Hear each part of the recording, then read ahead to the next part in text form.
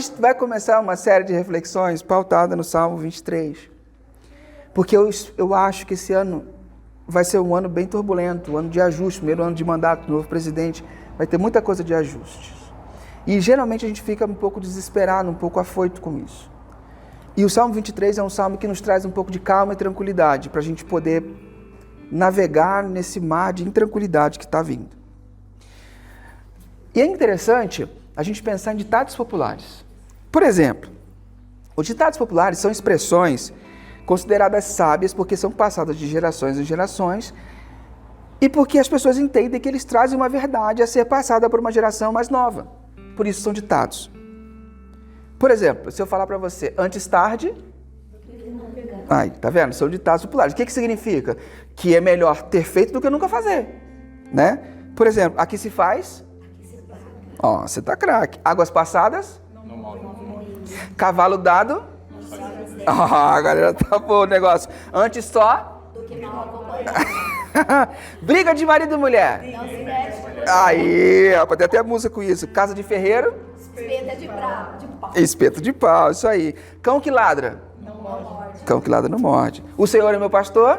Nada me faltará. Esse salmo é tão conhecido que a gente às vezes acha que é um ditado popular. Está na boca de todo mundo sabe. Agora, o que a gente talvez não saiba é por que ele ficou sendo tão popular, quem escreveu e por que escreveu esse salmo e por que ele afeta a nossa vida e por que a gente recorre a ele. A que se destina, do que se alimenta, onde vive hoje, no globo, brincadeira. Então a gente vai olhar um pouquinho sobre essa questão desse salmo. Só que a gente vai precisar olhar por partes, porque é um salmo muito rico. Então, primeiro, você pode dividir o salmo. Porque salmos são canções, não sei se você sabe, são poesias e canções que eram cantadas por eles naquela época. Às vezes tinha um de caminhada, que são chamados salmos de romagem. Quando as pessoas estavam tristes, tinham salmos de lamento. Quando estavam felizes, tinham salmos de alegria. Sempre tivemos salmos que acompanhavam o povo. E eles eram divididos em estrofes. Então, o Salmo 23, você tem a primeira estrofe do 1 ao 3, depois você tem o 4, que é a estrofe do meio, e depois a estrofe final. Então, nós vamos cada semana olhar para um desses pedaços da estrofe, tá bom? Tem alguém que vai estrear a Bíblia nova, aleluia. Então, Salmo 23, versículo 1 a 3 é o texto que a gente vai olhar hoje. Ele diz assim: O Senhor é o meu pastor, nada me faltará. Ele me faz descansar em pastos verdes e me leva a águas tranquilas. O Senhor renova as minhas forças e me guia por caminhos certos, como Ele mesmo prometeu. A minha versão é a versão da linguagem de hoje, ok? Quem escreveu esse salmo? Esse salmo foi escrito pelo rei Davi. Um salmo de Davi. Davi era um grande compositor. Mas o mais interessante é em que momento que Davi escreveu esse salmo? Que momento da vida? Você não precisa falar assim, ele está vivendo tal coisa. Mas você acha que foi no momento bom, no momento ruim, no momento de aflição? Que momento da vida você acha que Davi estava vivendo quando escreveu esse salmo? Chuta aí, por favor. Acho que foi de aflição. De aflição, mas quem? Vamos lá. Aflição também? Aflição? Acho que ele estava agradecendo, louvando. Agradecendo e louvando. Ó, uma visão divergente, legal. Mas quem? Vamos lá. Que momento de vida? Como é que você imagina um cara vivendo para escrever isso? Fala aí, Raíssa. Que momento? Não sei não. Mas, talvez algo... Eu também acho que é adoração. Assim. De adoração. O que você acha, Bia? Que momento? Momento inspiracional. Dor, aflição, angústia, alegria. Chuta um. Agradecendo. Legal. Ele sabia em quem ele estava confiando, tudo aquilo que ele estava passando. Isso é uma reafirmação. Uma reafirmação. É difícil a gente entender que momento está, mas naturalmente nosso instinto porque a gente busca esse salmo quando a gente está aflito, a gente acha que ele escreveu esse salmo quando ele estava aflito. Só que não. Ele escreveu esse salmo no momento de maior bonança da vida dele. No momento em que ele estava com o reino estabelecido, quando ele conquistou o reino em paz, quando ele estava bem no relacionamento, estava tudo tranquilo. Foi nesse momento que ele escreve o Salmo 23. E isso tem um significado muito importante. Por quê? A primeira parte desse salmo tem a ver, tudo nesse salmo tem a ver com a história de Davi. Qual foi a primeira profissão de Davi? Davi era pastor.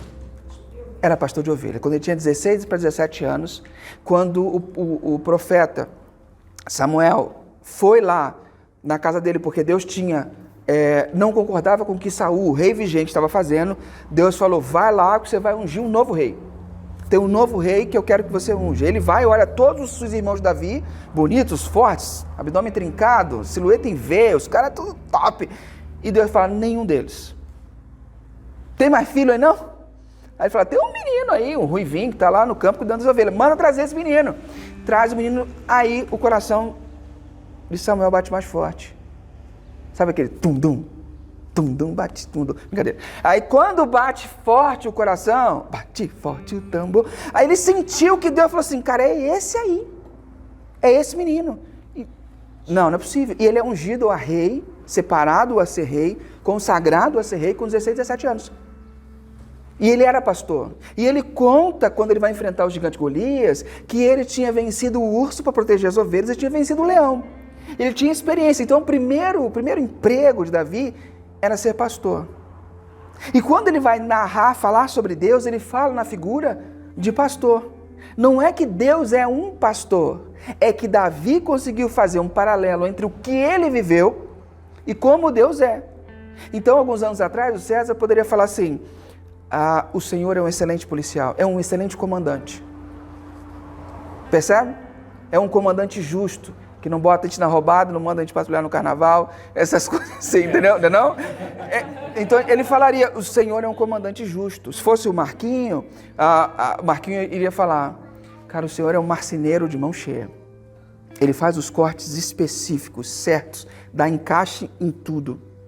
Não tem rebarba, não precisa de reajuste. Eu não sei como é que é o nome, mas se fosse a Elisângela Joana, ela fala assim, cara, é um sorveteiro de mão cheia, mano. Ele maneja uma máquina como ninguém. E os sorvetes que ele faz refrescam a alma. Aleluia. Percebe? Tem a ver com a nossa história. Tem a ver com a nossa trajetória. Então tem a ver com a trajetória de Davi. Isso significa, se você não tem uma experiência pessoal com Jesus, com Deus, você não o conhece. Você não o conhece. Oh, que coisa mais linda. Você não consegue conhecê-lo, percebe? Você não consegue trazê-lo para a sua realidade. Então, a primeira coisa que ele faz, ele mostra para a gente as duas figuras. A do pastor provedor. E ele fala, ele me conduz a pastos verdes. O que é pastos verdes para a ovelha? Para descansar e para comer. Para descansar e para comer. O Senhor é meu provedor. Ele me leva a um lugar para descansar e um lugar para comer. E além disso, ele me leva a águas tranquilas. Qual é a função das águas tranquilas? Você já tentou beber água num bebedouro de shopping ou de outlet, aqueles bebedouros públicos que você aperta, a água vai quase no teto? Que você aperta... Mano, é horrível aquilo, vai na sua cara, vai no teu olho. Aí você tem que fazer assim, não, peraí. É horrível. Agora, quando você bebe água, ou num copinho, ou naquele bebedouro comportado, você bebe muito mais tranquilamente, não é? Isso é a função das águas tranquilas. É um lugar pacífico para a ovelha se alimentar, que ela não corre risco. Então, Davi está dizendo, olha, o Senhor é o meu pastor, de nada eu terei falta. Por quê? Porque Ele é meu provedor, Ele me leva para lugares onde eu vou ter alimento, eu não preciso ficar com medo, eu não preciso ficar ansioso, e Ele me dá um lugar para me alimentar de forma tranquila. Ele me dá lugar de paz, Ele me dá lugar onde eu possa matar a minha sede sem riscos.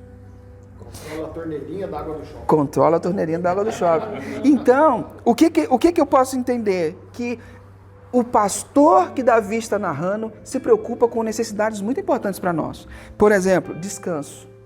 Você acabou de sair, talvez, de recesso no final do ano. Eu não dou 15 dias para você falar, meu Deus do céu. Eu não dou 15 dias para você dizer que está cansado. E eu não, tem alguns que nem precisa dizer que daqui a 15 dias. Vai dizer já hoje que já está esgotado. Não é não? Você nem parou. Entendeu? Porque nós precisamos de descanso. Só que a nossa ideia de descanso é uma ideia de descanso onde a gente trabalha para curtir um descanso nas férias. A gente não tem ritmo. Ritmo de trabalhar, parar, trabalhar, parar. 6 dias trabalhou, 7º descansa. 6 trabalha, 7º descansa. A gente não cultiva o sabá, a gente não tem descanso, a gente não aprendeu a descansar. A gente não tem tempo de comer bem hoje em dia. Comemos fast food, comemos... E às vezes assim, às vezes a gente não tem nem dinheiro para comer fast food. Porque tá complicado. Tem uma pessoa lá em casa, que eu não vou citar o nome para não expor, ontem estava falando, a gente estava indo caminhando, né? Aí falou assim, a gente podia pegar, passar, tem arroz em casa, a gente passa no mercado, compra uma torta da Sadia e vamos... Apareceu alguém ali, não sei se é conhecido de alguém, bom, voltou-se, bom, não sei. A gente compra uma torta da Sadia, aquela assa, e a gente come com arroz. Eu falei, meu Deus, eu vou ter que caminhar tanto para queimar essa torta, gente. Não.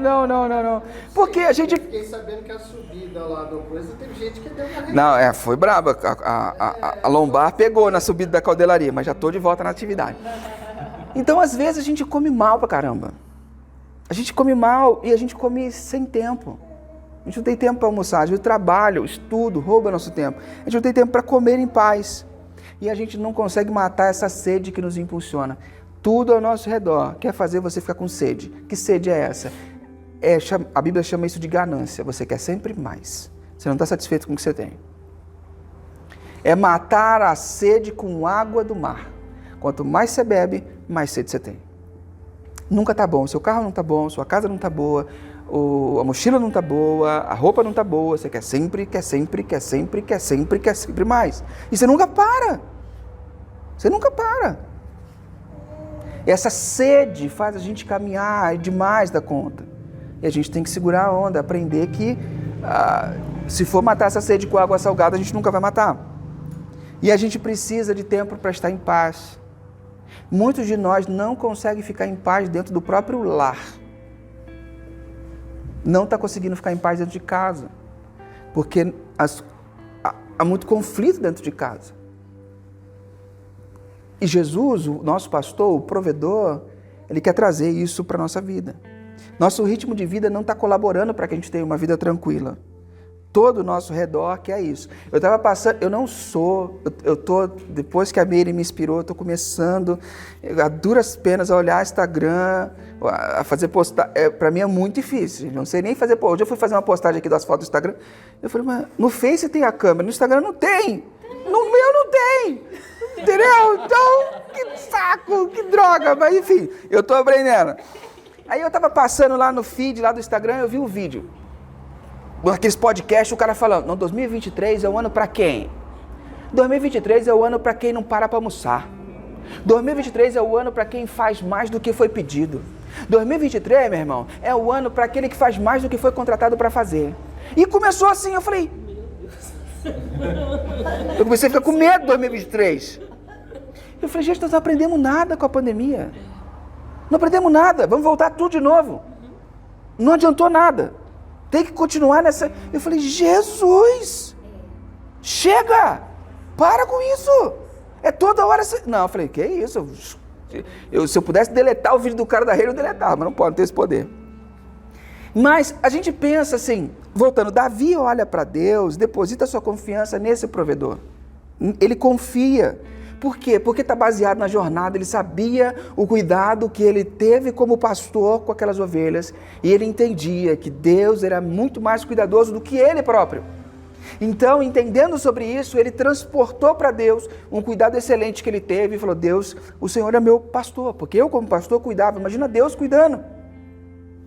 Percebe? Então ele transporta isso para Deus. Ele baseia na jornada dele, na experiência que ele teve. Porque ele foi pastor de ovelhas.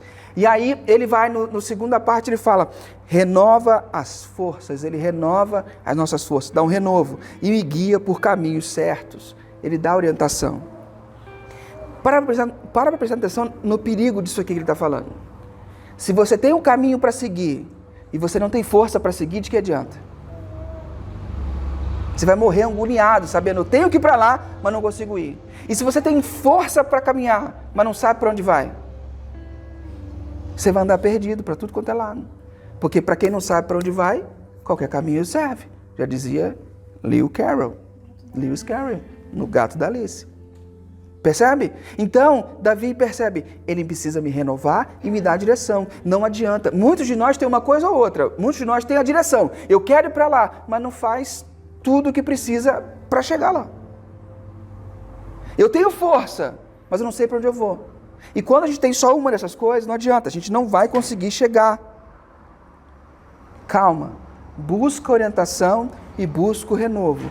Andar só com uma asa, tentar voar com uma asa só, não vai rolar. Você não vai conseguir chegar. Davi só conseguiu afirmar isso por quê? Por que ele conseguiu afirmar que o Senhor é meu pastor? Porque ele reconhecia a sua própria fragilidade. Ele entendia que ele não dava conta. Quando eu entendo que eu não dou conta, aí Jesus pode ser meu pastor. Davi conseguiu dizer que o Senhor é meu pastor porque ele sentia a dependência da proteção de Deus. Ele sabia o quão importante promover era um pastor. E ele se colocou no lugar de ovelha. Ele sabia, como se ele fosse um cachorrinho que sabia a importância do veterinário. Aí então a Fabi se coloca na posição do cachorrinho, sendo Deus o veterinário. Está entendendo? A gente tem que adaptar isso para a nossa realidade, para fazer sentido para nós. Davi sabia do cuidado que Deus tinha. Por isso ele podia descansar. Mas só quando ele primeiro reconhecia a fragilidade, ele sentia a dependência e deixava Deus governar a sua vida. Ele não bateu o pé e falou assim, eu sei para onde eu vou e aí Deus me segue. Não, ele deixava Deus governar a sua história. Só assim Deus pode ser seu pastor. Deus só pode ser o seu pastor, o seu guia, se você reconhecer a sua fragilidade, a sua pobreza, sentir-se dependente da proteção dele e deixar Deus governar, sair do banquinho das decisões, deixar Deus sentar lá. Deixar Deus decidir o que é certo e o que é errado, o que é bom e o que é ruim para você. Só assim você pode dizer que de fato ele é seu pastor. Só assim de fato você vai experimentar ele sendo o seu pastor. Só que alguns não confiam em Deus a esse ponto. E é uma desconfiança bem sutil. Alguns têm muito medo. Mas se eu for por esse caminho, será que vai dar certo? Ele vai me levar a pastos verdejantes mesmo? Ele vai me levar a águas tranquilas de verdade? Será que vai dar certo? E aí nós nos tornamos crianças independentes. O que são crianças independentes? São crianças com a carteira lotada dentro do shopping. Vai fazer o quê? Abobrinha. Dá um cartão ilimitado para Luísa no shopping center e deixa ela viver.